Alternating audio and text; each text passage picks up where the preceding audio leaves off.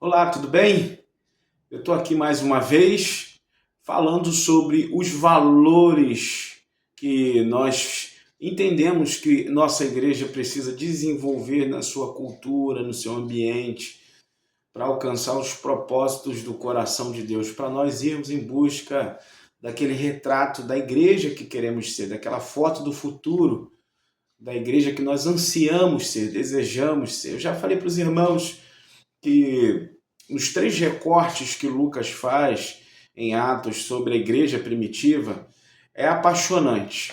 Isso desenvolveu no meu coração o entendimento de que a gente deve buscar ser o mais próximo possível dessa representação feita por Lucas da igreja primitiva. Uma igreja que tinha tudo em comum, que partilhava seus bens, que partilhava de casa em casa o pão, que eles se reuniam, estavam juntos sempre, caíam na graça do povo, da multidão dos que creram, um era a mente e o coração. Uma coisa linda, os relatos feitos, descritos por Lucas, e tudo isso envolvia principalmente esse ambiente, essa cultura que a gente ora ao Senhor para que a gente experimente na nossa comunidade, na nossa igreja. No primeiro vídeo eu falei sobre a questão de sermos uma igreja criativa, uma igreja que ela consiga desenvolver-se a partir da sociedade que está inserida, sendo relevante no sentido de ter um diálogo, uma comunicação adequada para a sociedade que ela está inserida. Hoje eu quero falar sobre um outro valor, o aspecto relacional da igreja. A gente falou sobre ser uma igreja criativa, agora a gente vai falar sobre ser uma igreja relacional. O Senhor Jesus, ele, certa vez ao ser indagado, né, ele falou sobre os dois mandamentos, lá em Mateus, no capítulo 22, verso 37 ao 40.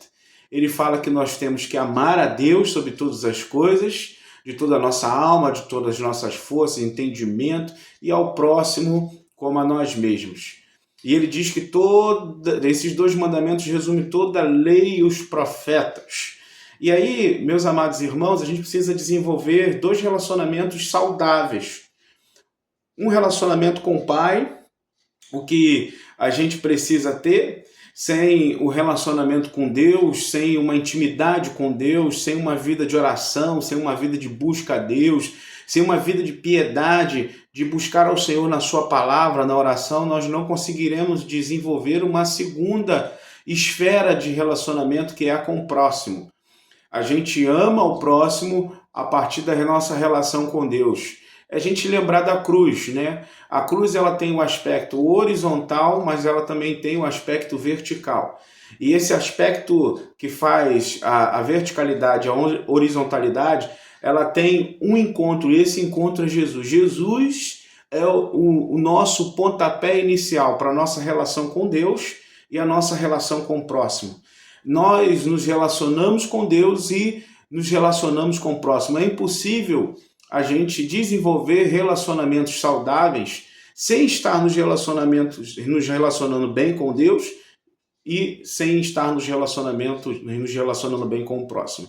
A nossa relação com Deus, ela é medida ou aferida a partir do nosso relacionamento com o próximo. O apóstolo João, por exemplo, vai dizer que se nós dissemos que amamos a Deus, mas não amamos ao próximo a quem nós vemos, nós somos mentirosos. Então, essa ideia desse relacionamento é que deve ser desenvolvida a partir de um relacionamento saudável com Deus, e nós também nos relacionamos uns com os outros, dentro desse relato da igreja primitiva que eu citei aos irmãos, dessa igreja que se amava, cuidavam do outro, estavam próximos, eram muito mais, a vida deles era em comum, era muito mais do que um encontro, do que estar presente em um momento para adoração ou estar presente para alguma atividade que a igreja exercia. A vida deles estava em comum, eles eram uma comunidade realmente. E é isso que a gente deseja experimentar na cultura da nossa igreja, no ambiente da nossa igreja. E a gente desenvolve isso com um grande desafio. A gente está inserido numa sociedade onde as pessoas elas estão cada vez mais individualistas, egoístas. Um sociólogo, né, famoso chamado Zygmunt Bauman, ele categorizou isso como modernidade líquida. A partir de um momento a sociedade mudou o paradigma, mudou o pressuposto pela qual ela se exercita. Então agora as pessoas elas buscam a felicidade, um senso de satisfação a partir do indivíduo e não do coletivo. Isso faz com que tudo seja muito mais líquido, como diz Bauman. As pessoas são muito mais voltadas para si, muito mais egoístas, e a gente tem um grande desafio: desenvolver relacionamentos saudáveis numa sociedade que cada vez mais vive para si, onde o indivíduo vive para si. De modo que a gente só pode conseguir isso na força do Espírito Santo, no poder do Espírito Santo, com a ajuda do Espírito Santo. Por isso que a nossa relação com o próximo, ela se dá a partir da nossa relação com Deus. É importante que a gente nunca esqueça disso. A gente precisa desenvolver uma cultura onde ela está balizada a partir do nosso relacionamento com Deus de forma saudável, íntima, profunda, e com o próximo de igual forma. E aí a gente tem feito algumas ações para que essas relações, tanto com Deus, tanto com o próximo, se desenvolvam, e aí a gente faz isso como igreja, em dois momentos: aquilo que a gente chama de igreja no templo e igreja nas casas. Igreja, como diz os estudiosos do Novo Testamento, de duas asas: a grande celebração e a pequena celebração, ou pequeno encontro. E a gente faz isso de duas formas. A primeira, eu coloquei, no texto que eu produzi, coloquei nas mídias sociais para os irmãos, a gente tem algumas coisas que a gente chama de RD, que ajudam o nosso relacionamento com Deus. Grava isso, RD, relação com Deus. A gente faz algumas coisas, por exemplo, orientando aos irmãos as seguintes práticas: devocional diário, leitura da palavra, oração, jejum, frequência semanal nas celebrações de adoração ao Senhor. Os irmãos precisam estar presentes nas celebrações. Então isso é um culto a Deus, é uma adoração a Deus. Isso desenvolve a saúde espiritual do relacionamento com Deus. Participação do trilho do ensino da igreja para o crescimento, amadurecimento, o CCM. É importante que você vá ao CCM, é importante que você frequente o CCM. Por exemplo, agora no CCM a gente está estudando o Clame 1, que é uma revista, um módulo que trata sobre oração. Tem sido uma bênção, irmão, uma bênção. A gente tem estudado sobre oração, sobre como a gente aplicar a oração na nossa vida, a gente ter uma vida de oração.